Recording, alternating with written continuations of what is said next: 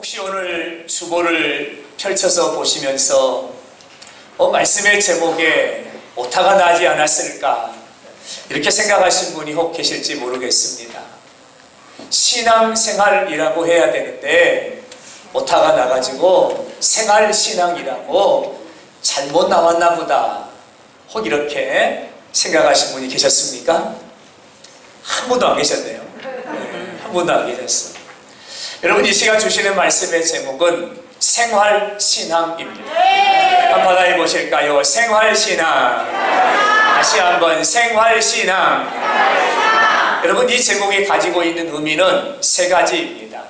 첫째는 우리의 신앙생활은 반드시 생활신앙으로 나아가야 됩니다. 우리의 신앙은 생활신앙이 되어야 합니다. 되어야 합니다.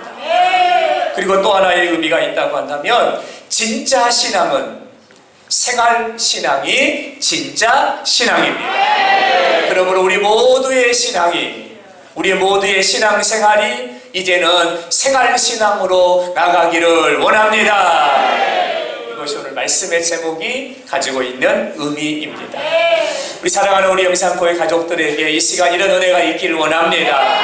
우리의 신앙생활이 이제 생활신앙으로 나가서 삶 속에 생활 속에서 예수님 드러내 보임으로 이 땅에 하나님 나라를 세워나가는 우리 모두가 될 수 있기를 주님의 이름으로 축원합니다.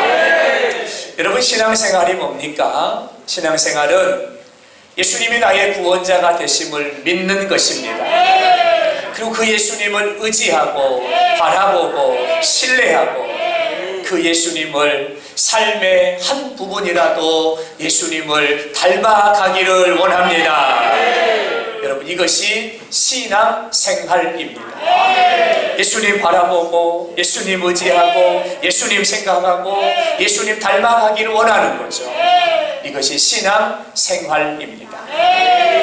그렇다면 생활신앙은 무엇일까요? 생활신앙은 나의 삶을 통해서 하루하루 순간순간 나의 생활을 통해서 내가 신앙하는 예수님, 내가 믿는 예수님, 내가 기대하고 소망하고 닮기를 원하는 그 예수님을 우리의 삶을 통해서 생활을 통해서 그 예수님을 드러내 보이는 겁니다. 이것이 바로 생활신앙입니다. 여러분, 신앙생활은 반드시 생활신앙으로 나가야 돼요. 신앙생활이 어떤 관념 속에 생각 속에만 머물러 있으면 안 되고 우리의 삶의 현장으로 들어가서 그 삶의 현장에서 내가 믿는 예수님, 나의 구원자 예수님, 역사를 섭리하신 예수님, 병든 자를 치료하신 예수님, 죽은 자도 살리시는 예수님, 그 예수님을 삶 속에서 생활 속에서 우리의 주변의 이웃들에게 나타내 보여줄 수 있는 이 신앙, 생활신앙이 바로 진짜 신앙입니다. 저와 여러분의 신앙이 이렇게 되기를 소망합니다. 여러분, 왜 신앙생활이 생활신앙이 되어야 합니까? 신약성경 야고보서의 말씀으로 이 질문에 대한 답을 드린다면 야고보서 2장 26절은 이렇습니다. 영혼 없는 몸이 죽은 것 같이 행함이 없는 믿음은 죽은 것이니라. 여러분, 영혼이 떠나버린 몸은 죽은 몸이죠. 그것처럼 우리의 신앙도 우리의 믿음도 행함이 없으면, 삶으로 드러나지 않으면, 생활 속에서 예수님이 묻어나지 않으면, 생활 속에서 예수님이 보여지지 않으면 그 믿음은 영혼 없는 몸이 죽은 것 같이 죽은 믿음일 수 있다는 거죠. 여러분, 믿음은 살아있어야 됩니다. 믿음은 운동력이 있어야 합니다. 믿음은 생기가 있어야 합니다. 왜냐하면 믿음이 살아있어야 역사가 일어납니다. 믿음이 살아있어야 이 땅에 우리는 세상이 감당하지 못하는 삶을 살아가게 됩니다. 믿음이 살아있고 운동력이 있고 생기가 있어야 우리의 삶은 하나님의 역사가 되고 하나님의 이야기가 되고 하나님의 생생한 역사의 간증이 우리의 삶에 나타나게 되는 것입니다. 그러므로 우리의 믿음은 우리의 신앙은 살아 있어야 됩니다. 그러므로 신앙생활에서 이제는 우리의 신앙이 생활신앙으로 이렇게 나가야 될 줄로 믿습니다. 할렐루야. 여러분, 하나님, 내 신앙이 이제 신앙생활이 아니라 생활신앙이 되어서 생활로 삶으로 예수님을 드러내고 이런 삶이 되게 하여 주옵소서.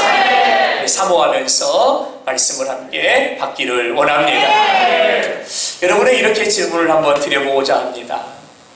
여러분은 어떤 요일을 가장 좋아하세요? 일을 좋아합니다. 여러분은 어떤 요일을 가장 좋아하고 어떤 요일을 기대하고 계신가요? 주일, 월, 화, 수, 목, 금, 토 우리가 살아가는 한 주입니다. 여러분, 어떤 날을 제일 좋아하고 어떤 날을 제일 기대하고 계신가요? 사람들에게 여쭤봤어요. 그랬더니 여러분 42%가 금요일을 꼽았습니다. 42%가 금요일. 그리고 30%가 토요일을 꼽았습니다. 그리고 14%가 주일을 꼽았습니다. 왜 그랬을까? 왜 그랬을까? 또 질문을 던졌습니다. 왜 당신은 금요일이 가장 좋으세요? 라고 물었더니 이렇게 대답을 합니다. 오늘만 일하면 쉬잖아요. 오늘만 일하면 쉬잖아요. 또 오늘만 버티면 이제 내일부터 쉬게 된다는 거예요.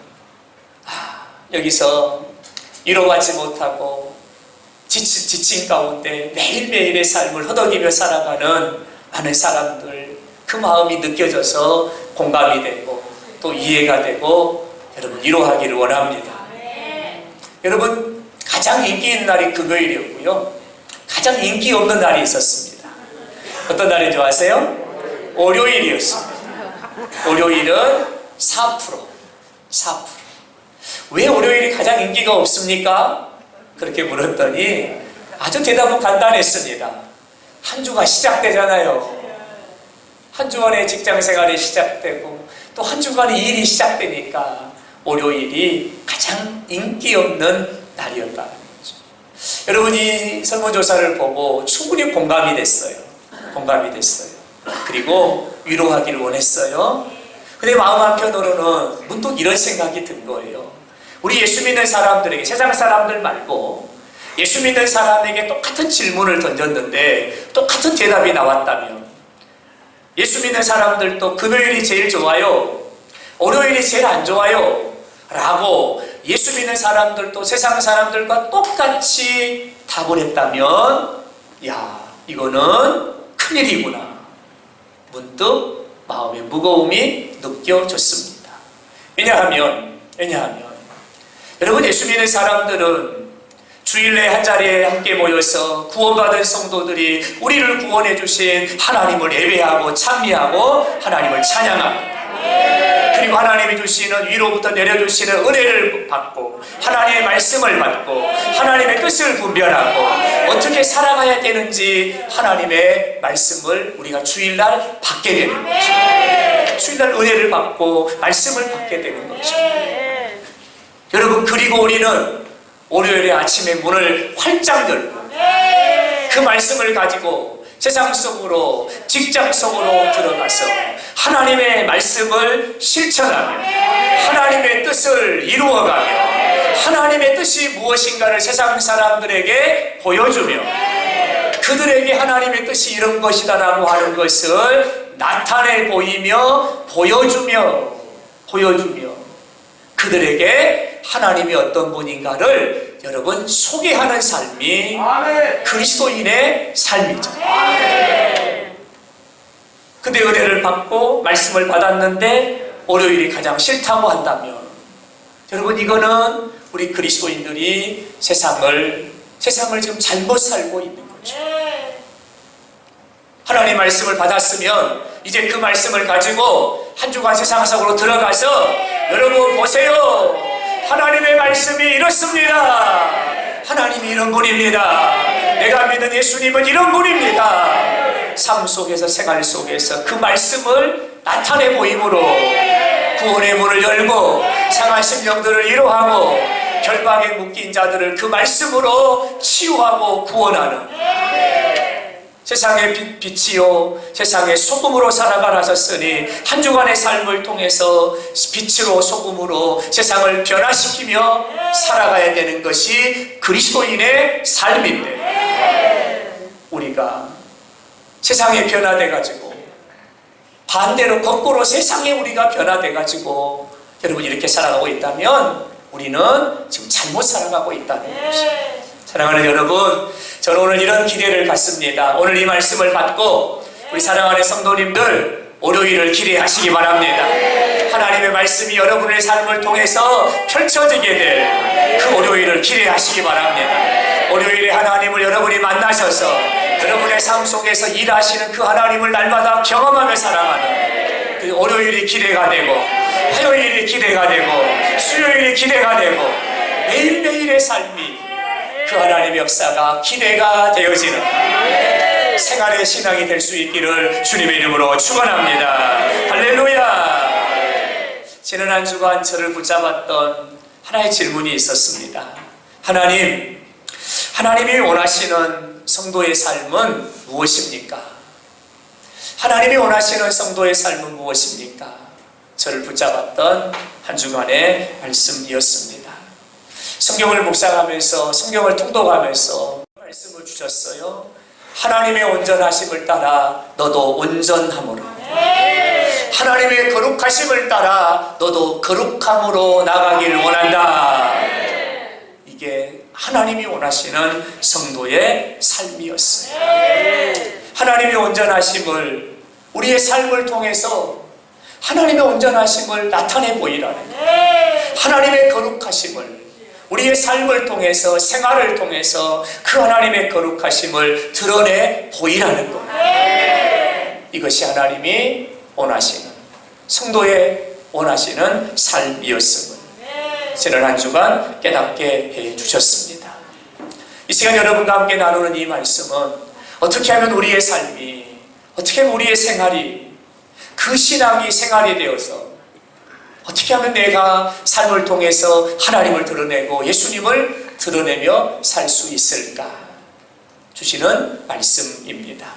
이 시간 주시는 말씀을 우리 마음에 새기고 생활의 신앙으로 날마다 하나님 간증하며 자랑하며 살아가기를 예수 이름으로 축원합니다. 오늘 본문은 이렇게 말합니다. 첫째, 너희는 이 세대를 본받지 말라. 세대를 본받지 말라. 본문 2절의 말씀을 보실까요? 너희는 이 세대를 본받지 말고. 어떻게 생활신앙으로 하나님 드러내며 살 수 있을까? 이 세대를 본받지 말라는 거예요. 여기서 말하는 세대라는 말은 세 가지로 해석이 됩니다. 첫째는 우리가 살아가는 세상입니다. 두 번째로는 사람들이 가지고 있는 삶의 가치관입니다. 세 번째는 나날이 변해가는 세상의 풍조입니다. 이것을 세대라고 말하고 있습니다. 근데 하나님은 오늘 저와 여러분에게 이렇게 말씀하세요. 너희는 이 세대를 본받지 말라. 세대를 본받지 말라는 거예요. 이 본받지 말라는 말의 의미도 여러 가지 뜻이 있는데요. 여러분, 이런 뜻입니다. 맡기지 말라는 거예요. 여러분, 세상에 우리의 생각을 맡기지 말고 세상에 우리의 마음을 맡기지 말라는 거예요. 여러분, 본받지 말라는 말의 의미는 따라가지 말라는 거예요. 한 걸음 한 걸음 세상을 향하여 세상의 가치관, 세상의 풍조를 한 걸음 한 걸음 따라가지 말라는 거예요. 세 번째 뜻이 아주 재밌는데요. 흉내내지 말라입니다. 이런 본받지 말라는 말의 의미는 흉내내지 말라는 거예요. 세상의 모습을 흉내내며 살지 말라는 거예요. 아, 세상은 이렇게 사는구나. 아, 이렇게 살아가는구나. 그렇게 흉내내며 살지 말라는 거예요. 마지막 뜻이 뭡니까? 당당하게 맞서서 싸우라. 이 말이 본받지 말라는 말이에요. 이 시간 하나님이 저와 여러분에게 그렇게 말씀하세요. 너희의 생각과 마음을 세상에 맡기지 마라. 너희의 생각과 마음을 세상의 것으로 따라가게 하지 말아라. 너희의 생각과 마음을 세상의 것을 흉내내며 살지 말아라. 너희는 세상 앞에 당당하라. 맞서 싸우라. 이것이 세대를 본받지 말라라고 하는 것이죠. 여러분, 왜 세대를 본받지 말라고 말씀하실까요? 우리가 잘 알고 있는 것처럼 우리가 살아가는 세상이 죄악이 관영합니다. 우리가 살아가는 세상이 어두움이 덮여져 있습니다. 우리가 살아가는 세상이 하나님의 말씀 성경을 대적하고 있습니다. 우리가 살아가는 세상이 하나님을 대적하고 있습니다. 이게 세상입니다. 이것이 세상의 풍조입니다. 이것이 세상의 가치관입니다.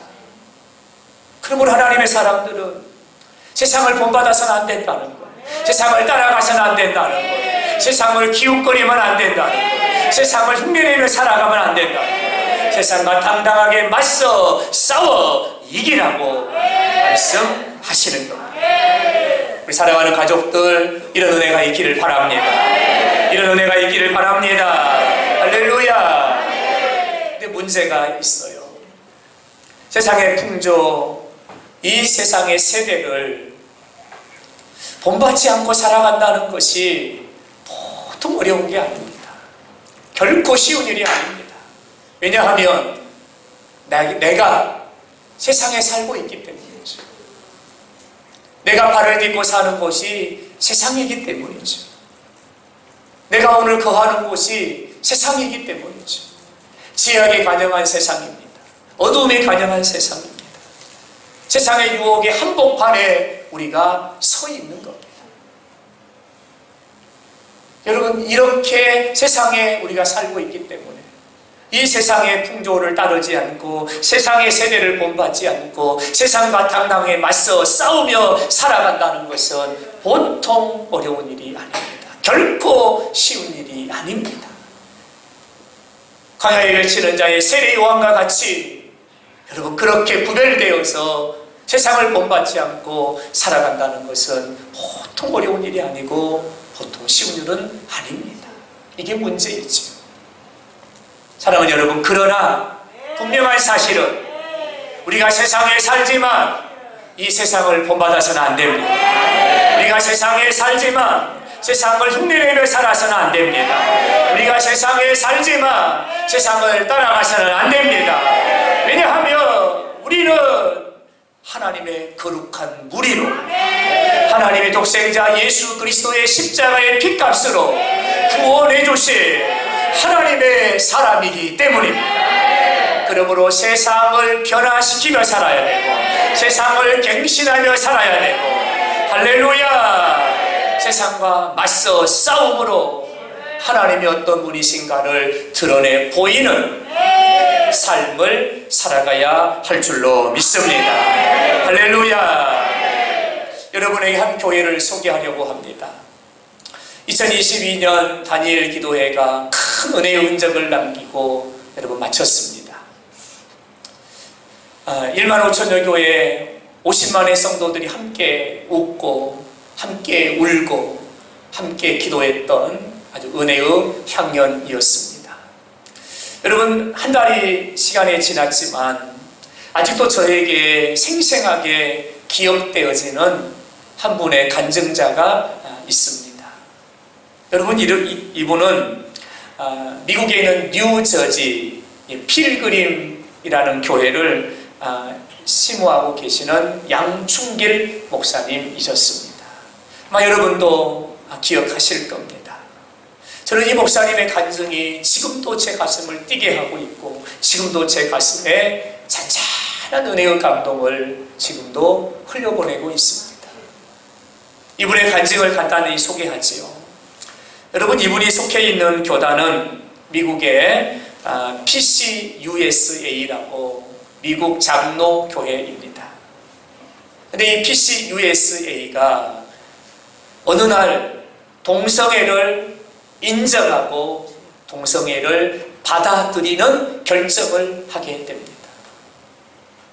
교단에서 우리는 동성애자를 인정한다.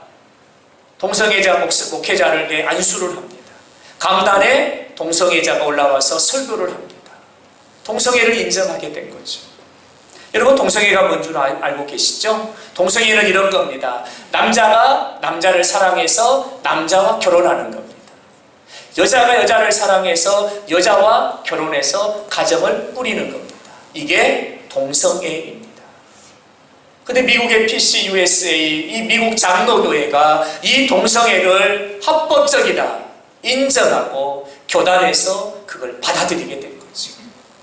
여러분 그때에 이 피그림 선교교회의 이 양충길 목사님과 온 성도들은 우리는 이걸 받아들일 수 없다. 우리는 인정할 수 없다. 우리는 하나님의 창조의 질서를 깨트리는 하나님의 말씀 성경을 대적하는 이 동성애를 우리는 받아들일 수 없다. 우리 자녀들의 신앙을 위해서, 우리는 자녀들을 위해서라도 우리는 이 동성애를 인정할 수 없다. 그리고는 입장을 표명하고 교단을 탈퇴하기로 결의를 합니다. 근데 문제가 하나가 있어요.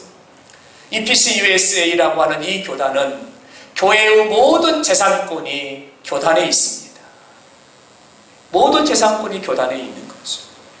그러니까 교단을 탈퇴하려면 교회의 모든 재산을 포기해야 합니다. 그리고 빈손으로 나와야 됩니다. 당시 필그림 선교교회의 건물은 150억짜리 건물이었습니다. 그리고 그 많은 재산이 교단에 예속되어 있었기 때문에 그걸 다 내려놓고 빈손으로 나와야 되는 상황이 된 겁니다. 근데 너무나 감사하게도 모든 당회원들이, 모든 성도들이 우리가 그거 다 포기합시다. 다 포기합시다. 그래서 200억이 되는 교회의 재산을 그들이 다 포기하기를 결의합니다. 우리는 이 재물을 지키는 것보다 우리 자녀들을 위해서 신앙을 지키는 게 더 중요합니다. 그리고는 그 교회가 교단을 탈퇴하게 됩니다. 아무것도 가진 것이 없이 빈손으로 나왔어요. 그래서 도시의 저기 변두리 허름한 창고를 하나 얻었어요. 그리고 주일을 맞이합니다. 성도들이 몇 명이나 올까? 성도들이 몇 명이나 올까? 그 화려하고 그 좋은 예배당, 그 멋진 예배당을 버려두고 아주 허름한 거미줄 쳐 있는 이 허름한 창고 같은 건물로 와가지고 주일 예배를 준비하고 있는데 성도들이 몇 명이나 올까? 근데 여러분 벌떼처럼 구름대처럼 그리고는 그 허름한 그 창고를 가득 채우고 그렇게 감격적인 예배를 드릴 수가 없어요. 이런 예배를 드린 적이 없을 정도로 하나님 앞에 감격적인 예배를 드린 거예요. 감격적인 예배를 드린 거예요. 사랑하는 여러분, 저는 이 간증을 들으면서 마음이 너무 뜨거웠어요. 여러분 이것이 바로 생활신앙입니다. 이것이 바로 생활신앙입니다. 삶으로 하나님이 살아계시고 삶으로 하나님이 가정의 주인이시고 삶으로 이 땅의 역사의 주인이 하나님이심을 나타내고 보여주었던 여러분 이것이 바로 생활신앙입니다. 여러분 그 많은 재산 200억대가 되는 교회의 재산을 포기한다는 게 쉬웠겠습니까? 쉽지 않았겠지요. 아무것도 없는 벌판으로 빈손 들고 나가야 됩니다. 신앙 지키려면 그러나 그들은 그걸 포기합니다.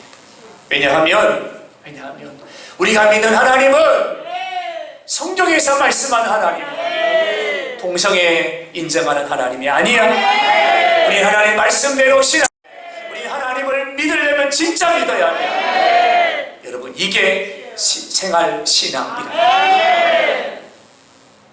이분의 간증이 온 세계로 흩어지게 되었고 많은 사람들에게 여러분 기쁨과 소망을 안겨주었어요. 여러분 이것이 바로 생활 신앙입니다.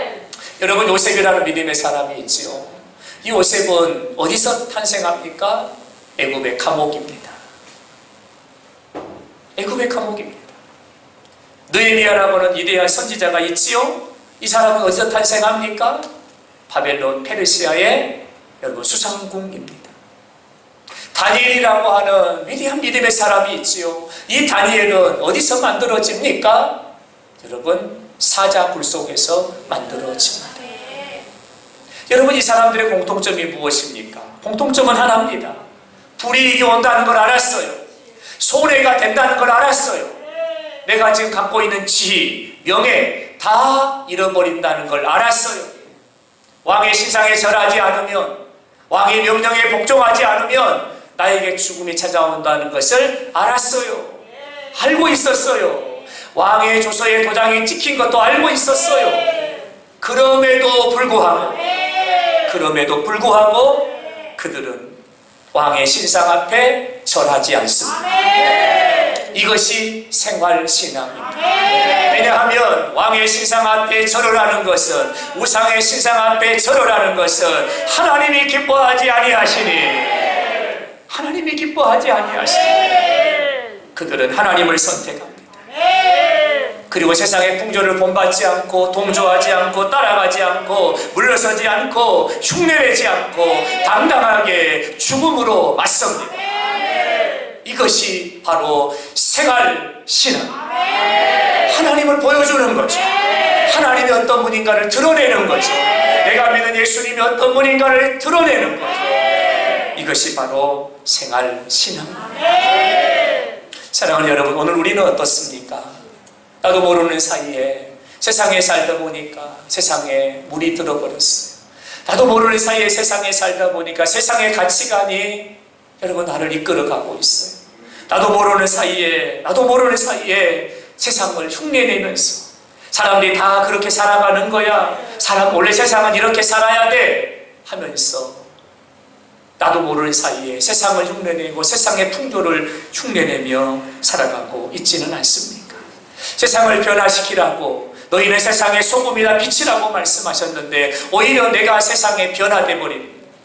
내가 세상에 변화돼 버린 채 오늘 우리가 그렇게 살아가고 있지는 않습니까? 오늘 우리의 모습은 혹 이런 모습이 아닌가요? 여호수아 24장 15절의 말씀을 보면 죽음을 앞에 둔 여호수아가 이스라엘 백성들에게 유언을 남깁니다. 여호수아의 마지막 유언은 이것이었습니다. 너희가 섬길 자를 오늘 택하라. 나와 내 집은 하나님을 섬기리라. 여호수아의 유언입니다. 너희가 섬길 자를 택하라. 그러나 나와 우리 집은 하나님만을 섬기리라. 여러분, 이것이 바로 생활신앙. 한번 해볼까요? 나와 내 집은 여호와를 섬기겠노라. 아멘. 이것이 생활신앙입니다. 세상의 풍조가 아무리 뛰어놀고, 세상이 아무리 변하고, 세상이 아무리 우리에게 말한다 할지라도 나와 내 집은 하나님만 섬기리라. 나와 내 집은 하나님만 섬기리라. 어떤 상황이 와도, 어떤 위기가 와도 나와 내 집은 하나님만 섬기리라. 여러분, 이것이 바로 생활신앙입니다. 삶으로, 생활로 하나님이 어떤 분인가를 드러내 보이는 거죠. 이런 은혜가 저와 여러분에게 있게 되기를 예수 이름으로 축원합니다. 할렐루야. 두 번째로 이렇게 말씀합니다. 마음을 새롭게 함으로 변화를 받으라. 어떻게 해야 우리가 생활신앙으로 살아갈 수 있을까? 삶 속에서, 생활 속에서 예수님 드러내고 하나님 드러내고 하나님 간증하며 살아갈 수 있을까? 마음을 새롭게 함으로 변화를 받으라. 받아합니다. 마음을 새롭게 함으로 변화를 받으라. 아멘.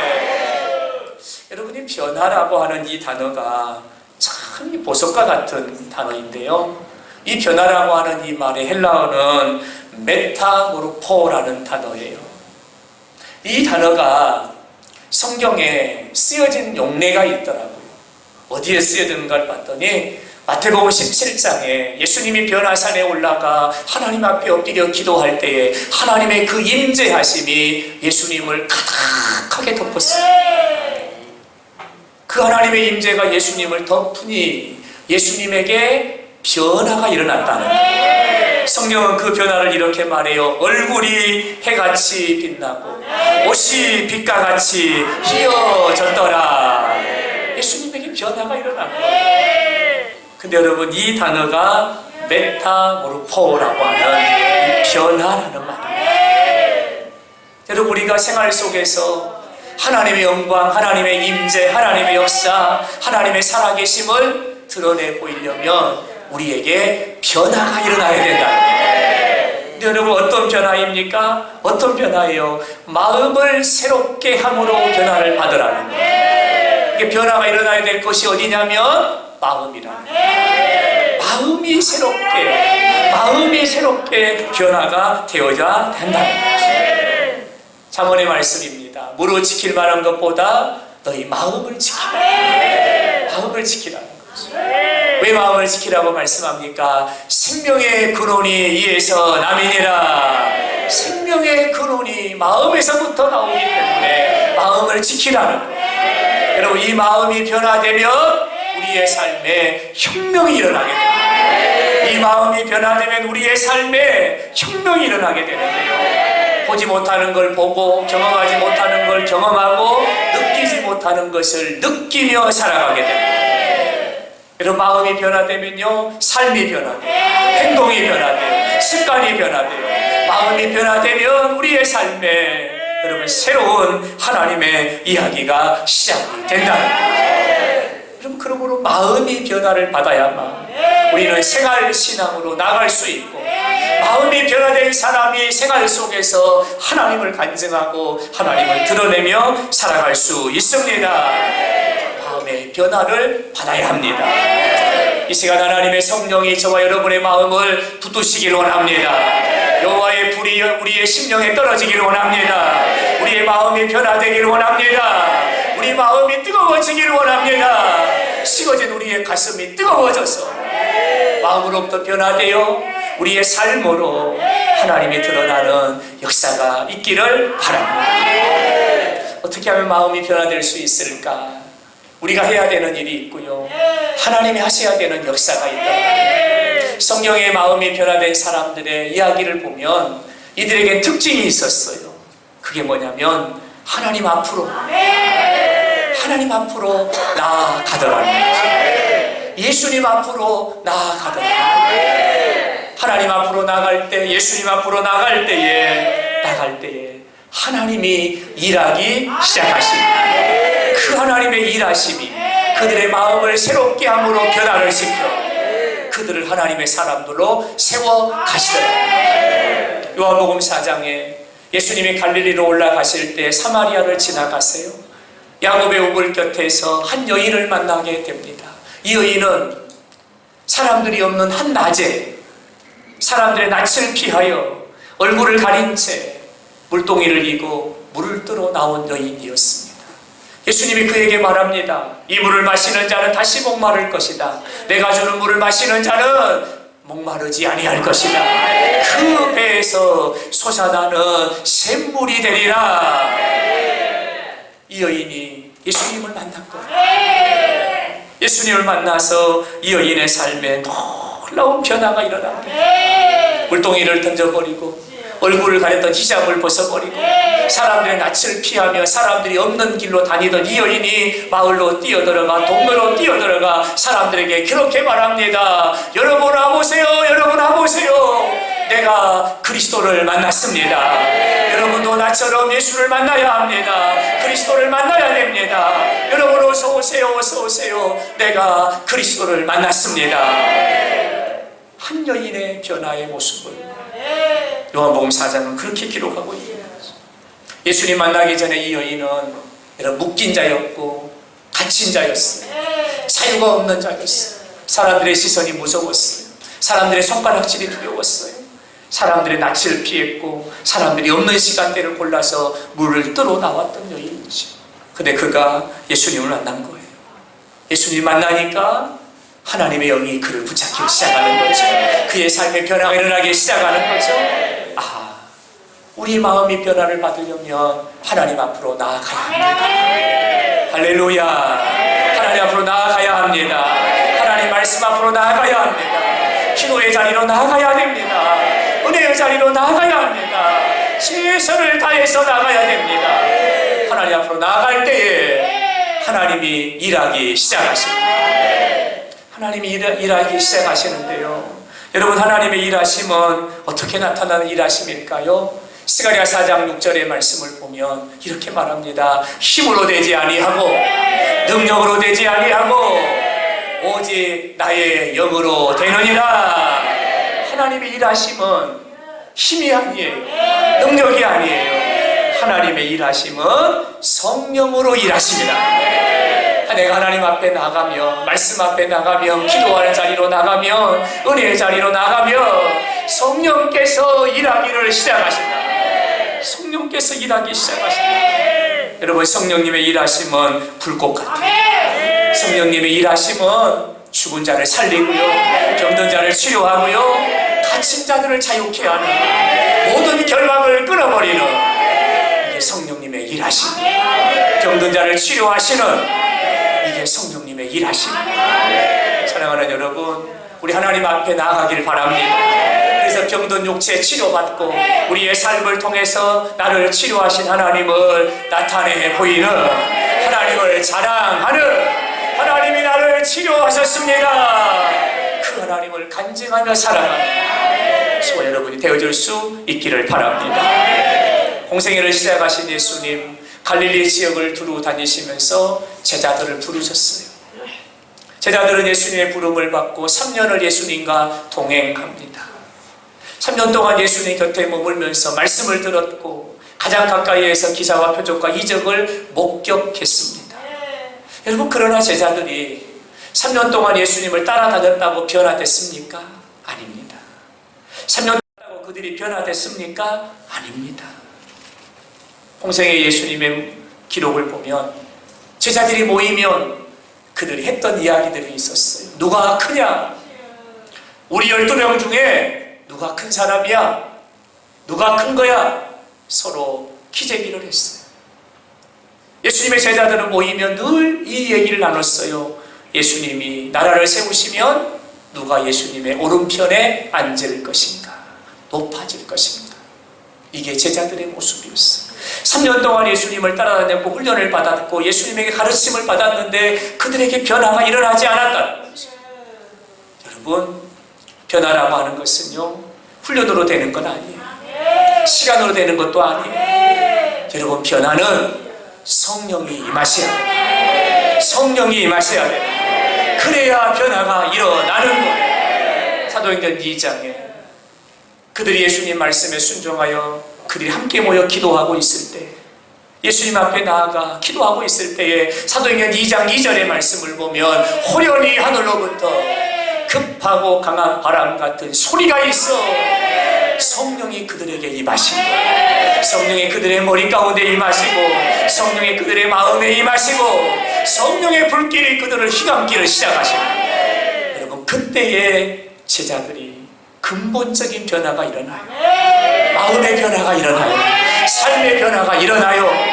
겁쟁이였던 예수님이 잡혀가시자 나 몰라라 하고 다 도망갔던 제자들이에요. 근데 성령 받고 보니까 죽음이 두렵지 않아요. 죽음이 두렵지 않아요. 그리고 당당하게 나가서 예수가 우리의 구원자이시니라 예수님을 간증하기를 시작해요. 예수님을 드러내기를 시작해요. 여러분, 이것이 생활 신앙입니다. 성령이 그들에게 임하시니 그들이 변화된 것이죠.